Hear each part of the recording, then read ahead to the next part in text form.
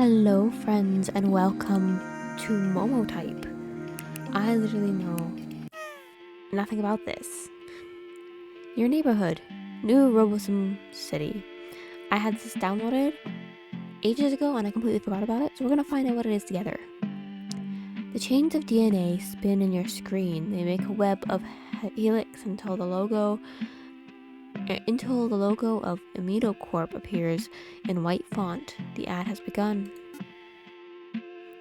They were all the rage in the 21,000s. You knew them as Momotypes, your digital pocket friend.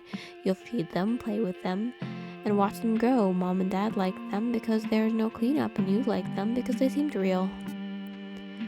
With the advent of digital age, we at Momotype have noticed society changing. Birth rates in this country have hit an all-time low, not seen since the plague. Soon, our workforce will be depleted and unemployed. Once this occurs, industry will fail. As you all know, this is an existential threat, not only to ourselves, but importantly to GDP. Monotypes, our digital pocket pets, have supported this decline. We want people to have kids. This unfortunately cannot be accomplished through digital software. It can, however, be accomplished through our new product. Today, we are excited to announce the shipment of our new line of monotypes. The real monotype. The digital enters the physical. Cuddle them like real pets. Play with them like real pets. Watch them grow and change. How does this help the birth rates? Know the joys of parenthood. Order now at no cost. Supplies limited. Place an order? No. It turns out that this is a government-sponsored program. When you head to work the next day, your manager corrals your team into a huddle. He explains that everyone will be receiving a monotype. Has a partnership formed between Momotype? An employee asks. You're right on the money, Christine, your manager says. We have to get this country moving, and corporate wants to be that vehicle of change, he says, shaking his fist in the air. Your hours will be unpaid, but the week will pass by like nothing. Pizza parties on Friday. Your home, New Ribbon City. Dust storm, lead in the air. You are in a desert-like area. There is nothing around you besides the sound of your thoughts. You cannot find any. A friend tomorrow is a friend for life. Supplies limited. You're awake. Remnants of the dream pass and fade into static. You're back in your show. You're going to watch television until you hear noise outside your door. Someone has left something on your porch. It's for you. When you open the door, there is a small creature laying in a basket. It's sleeping soundly. Turn it over. It's a monotype. Your order has arrived. It has soft skin, its ears are pointed. They feel like beanbags upon further inspection. It's a monotype with a physical form as per ad. You want to assume it's a plushie. To your surprise, however, this monotype is warm. The terms of your purchase have not been released. I know you probably should not leave it outside, so I'll take it. You take the creature inside. Monotypes live for approximately 7 days. A note has been packed inside the basket. Take care of them and they will grow. Monotypes loves human. Also give them some love back. It's essential for their well-being. The note ends. There's nothing else other than its instructions. You decide it's time for bed. A collection of particles circles around. They are diluted with a heavy substance, though you can't tell what. In your dreams, the particles attempt to create a form, and in doing so, assemble into a storm. Inside the storm, there is no one and nothing except a small space where it's immeasurably dark. Your vision recedes. You look from a bird's eye view into the storm, hoping to get a better look. As soon as you think you spot a person, the particles scatter. You repeat this process until finally you realize you're completely alone. The dream ends. You hear your snuffling by your bed. You wake up to see that it's moving. The monotype is at your feet. Hello, parent. Momo will stay with you for the rest of your life. Do you love Momo? Momo already knows the answer. I love Momo. Momo has received this well. Your answer was never in question. After all, he's cute. A moment passes. Momo's stomach begins grumbling. Now that you think about it, how does Momo manage to eat or speak for that matter? Look at the hallway. Momo thinks you have good taste in interior design. Very postmodern. By the way, what does postmodern mean? Momo saw it on a book from your shelf. Truthfully, you don't know. Momo's now humming the Amito Corp jingle. Is Momo herbivorous? A carnivore? You don't know yet, but he seems to like pancakes. He's now full of energy. Play with Momo.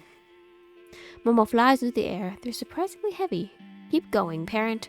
After 30 minutes of using Momo like an exercise ball, you're tired. You drop him onto the floor, and while he lays there absently, you take a moment to catch your breath. This results in some confusion. Momo seems fidgety. Parent, Momo still wants to play. Sure. You resume chucking Momo into the air. At some point, his body smashes into the ceiling, and you're surprised he is unaffected. He requests that you keep going. This process is repeated until your arms give out. Thank you, parent. Could you cook pancakes tomorrow? Momo asks. Then he hops off. You lay crumpled on the floor. Upstairs, you can hear the small thuds in the hallway. They eventually lead to your bedroom, and soon enough, the noise stops. Momo looks like a plush doll. He lays like a pile of goo. You decide to pet him. But to your surprise, his body is taut. Underneath, it's a muscle-bound creature. Go to bed.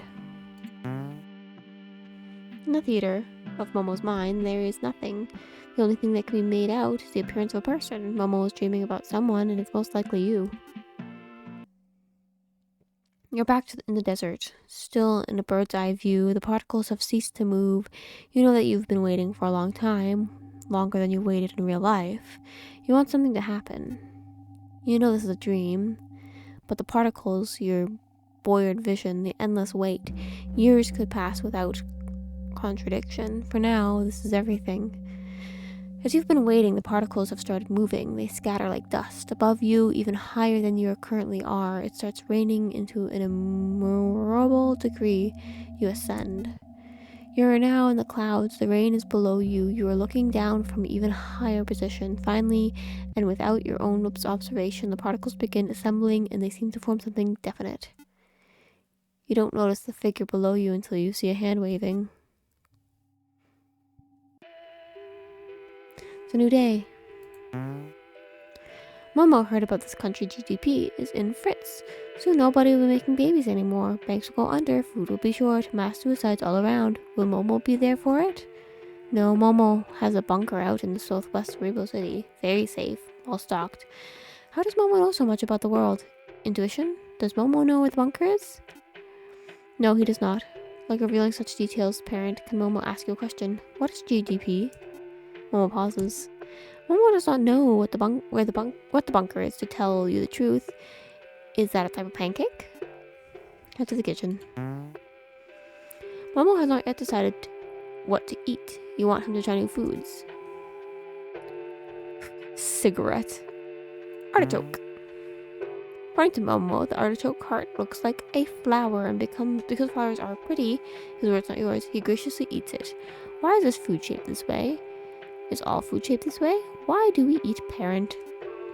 You do not have reasonable answers for these queries. The world truly is strange, Momo says.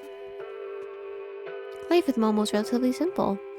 They are a crude mix between a child and a virtual pet. Concerning this, you don't have any particular feelings. However, it does make it difficult when he asks questions concerning Momo's identity. Is Momo human? No. If I'm not human, then why does parent take care of me?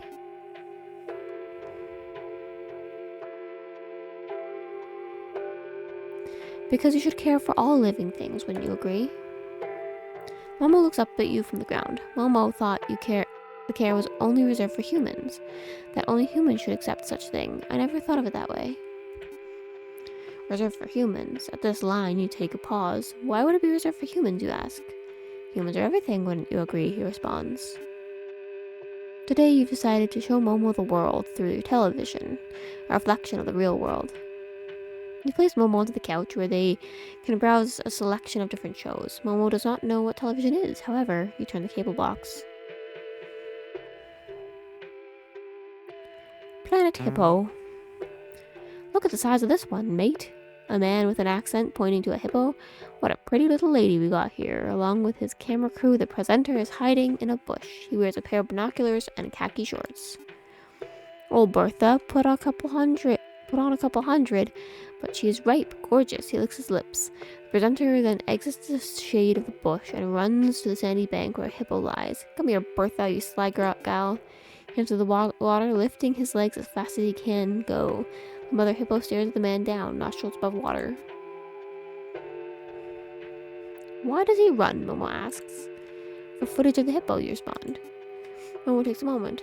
What does he want to do with the hippo? The man on the screen grabs the hippo, subsequently is flung into the air. He's then pulled down under. He does not resurface.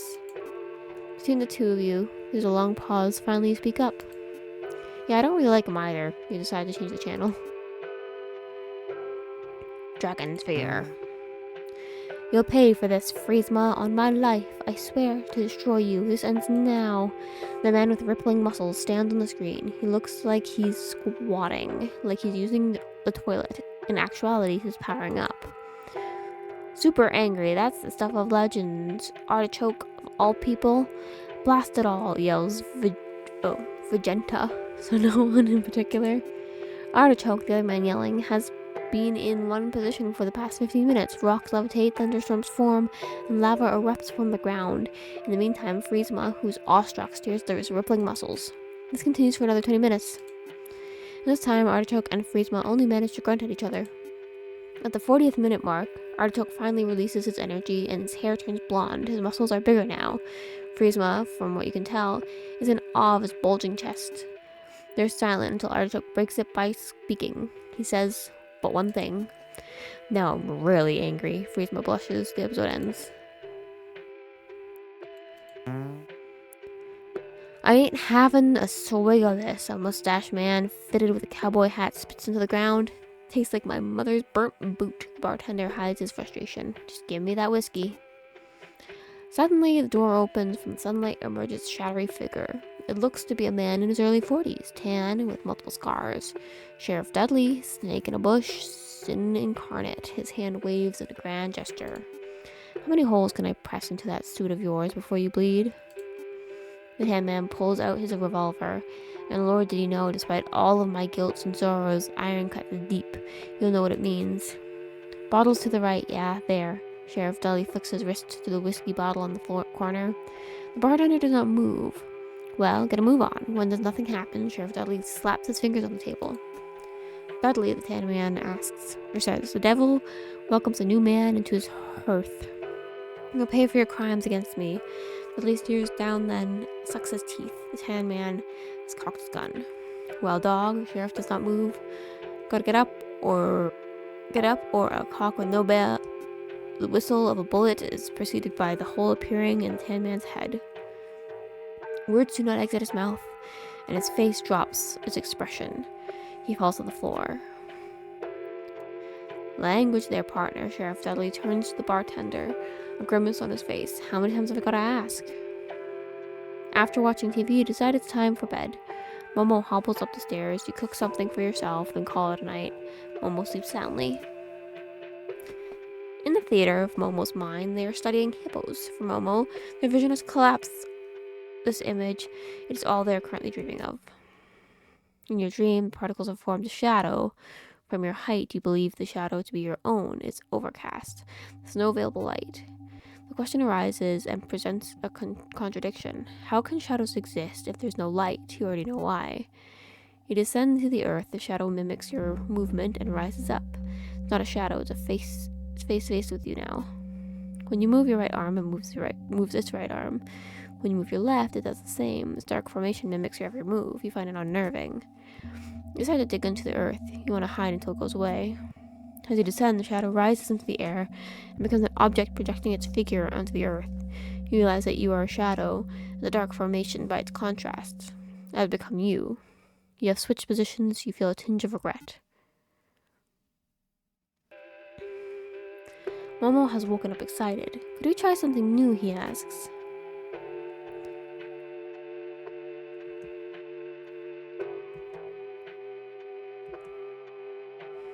In the far corners of your room, Momo has picked up a copy of 100 Facts About Hippos. You do not know where this book appeared in your house.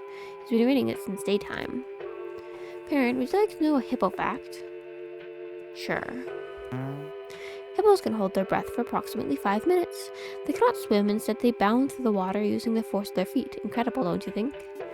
Let me give you another hippo fact. Sure. Hippos are known to live in small herds of up to 10 to 20 other hippos. They are led by a dominant hippo while the others are submissive to him. Essentially, it is a harem. By the way, what is a harem?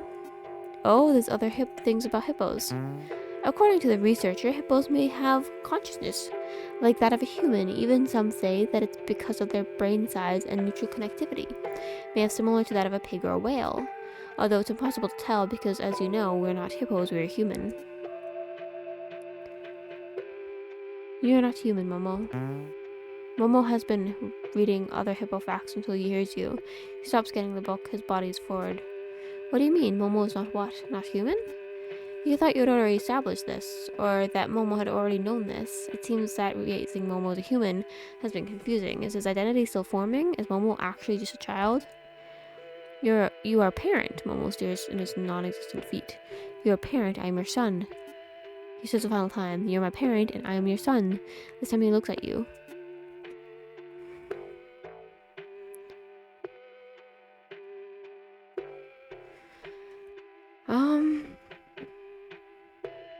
You know what, sure, you are my son. But I am happy to stop playing tricks. Momo blushes, as he knows you're only just joking. Could we have pancakes, human? Sure thing, bud, you reply. It is the dream.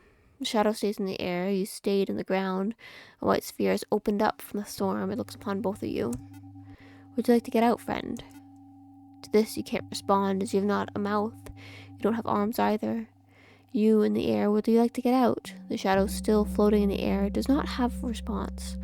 In the anthropic storm, it would be hard to make out. The sphere's words, however, are clear. Light comes from the sphere. It has a dark center. A moment of clarity arrives, and you realize that the sphere has a sun. Would you like to get out? The sun asks.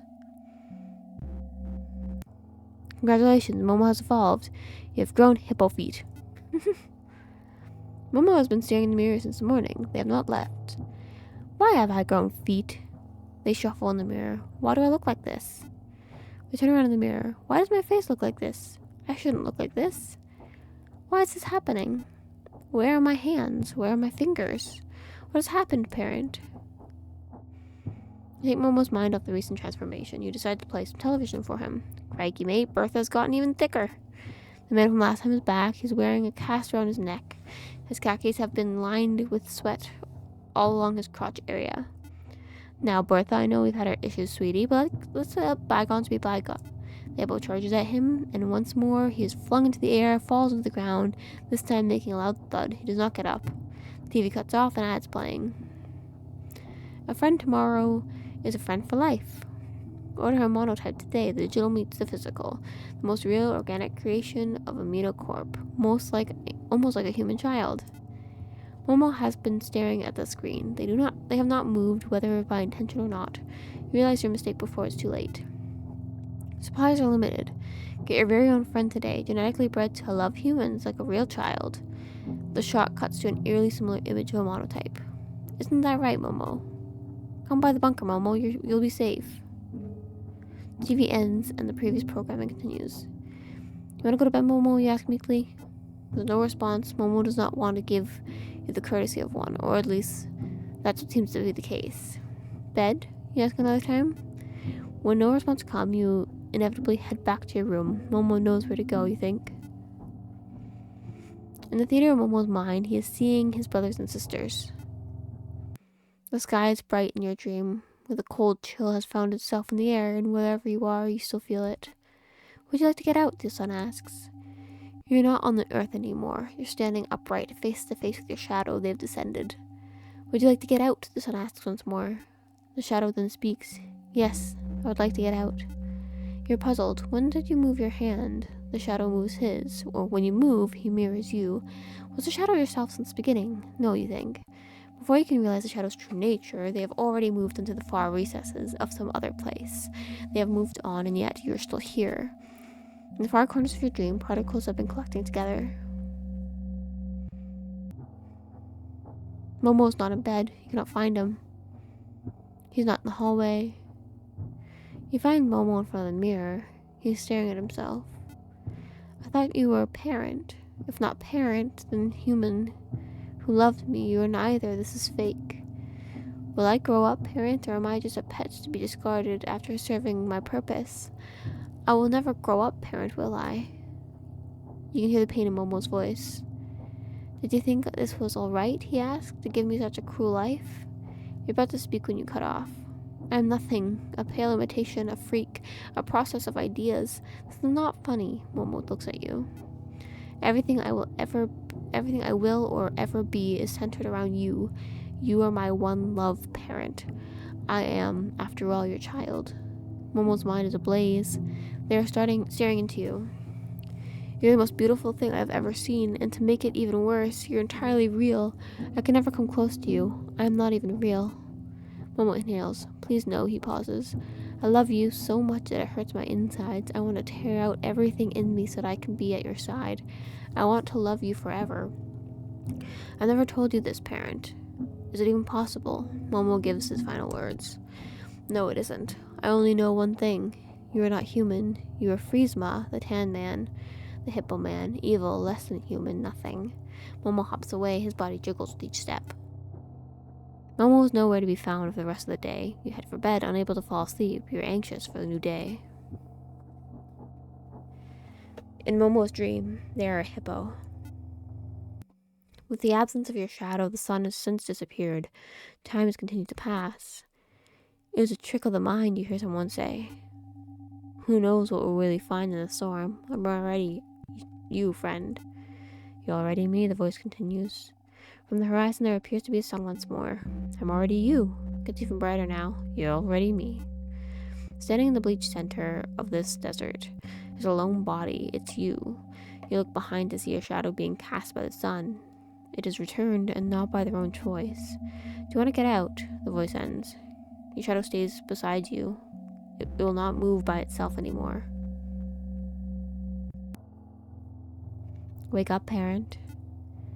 What is Momo, anyways? A pancake? A bunker? Is Momo an idea? Momo's body is taut.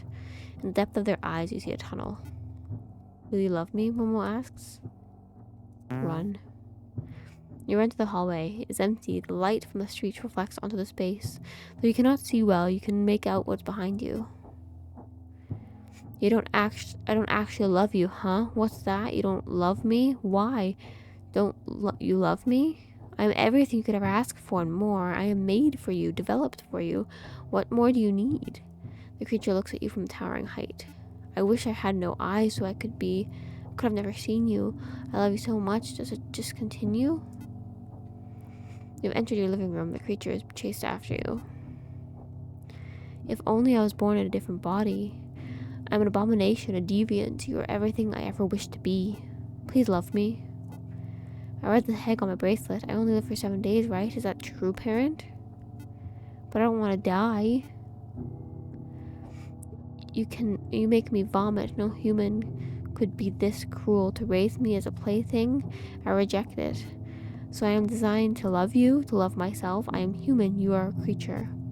Disgusting parasite, a worm. Do you like being stomped, you worm? Do you like it? It's time. It won't be fake. Run to the kitchen. Momo reaches for your neck. You know that I still love you. How could I not? You're blacking out. I was designed to love you, parent. Even so, what would it matter? This is the most real thing to me. Please answer me. Parent? Parent? Parent. A dust storm, lead in the air. You're in a desert-like area. There's nothing around. Besides the sounds of your thoughts, you cannot find anyone. It's very lonely. You decide to craft a mirror. It's made out of the particles circling the air. In the mirror, you see a reflection. Your swarthy figure walks out in the mirror. Its borders between the glass and the desert have vanished. Your reflection is now in front of you, and you're both standing together. Your clone stares at you puzzled. You cannot tell if they're conscious. Are they even alive? Unbeknownst to you, however, the clone is having the same thoughts. The vast terrain that separates you is not one of the physical distance, it's something more tragic. You both realize that you'll never experience anything other than yourself, so you realize that you are your own world and nothing more. The shadow vanishes. The desert, despite all your attempts, is empty. Parent, you're conscious. I can't see anything. There's nothing in front of me. Where am I, parent? There's a long pause. You cannot say the word as your throat has been crushed. All around you there is darkness. A light from the street illuminates everything into vague shapes, but nothing you can truly make out. You hear the sound of your heart beating, and in this dark room the air hits heavy. I can't see myself, parent. I can't. Where am I? Where are you? I have one more thing to ask. All you can see are vague shadows crossing your line of sight. One of the shadows is Momo. They're large and warm. Your leg grazes his body, and to your surprise, he's soft. Can we be friends, parents? Pretty please, pretty please. It makes the most sense, parents. For once, I agree. Momo takes one more look at himself.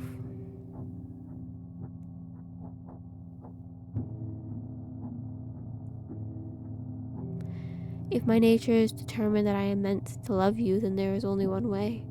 I will make a choice against my nature, one that is not predetermined. You are a parent. This is my own fact. Bye, parent. I'll see you later. Momo has jumped into the empty city streets.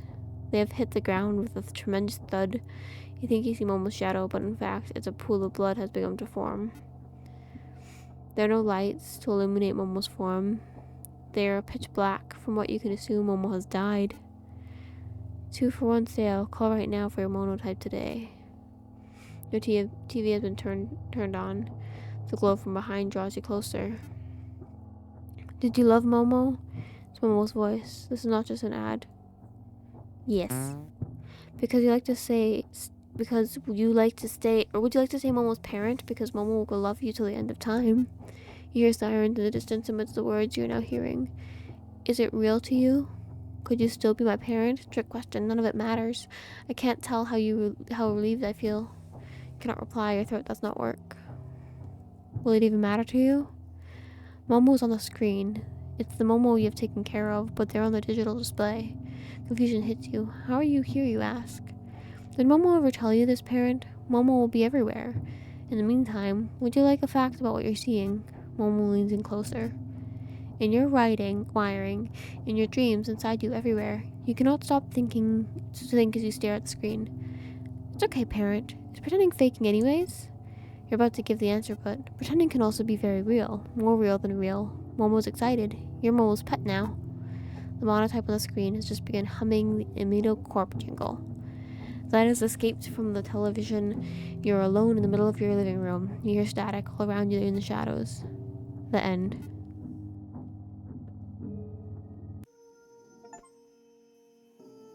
Interesting. I don't think I added my own little commentary in that because I got just sucked into that. I hope you guys enjoyed.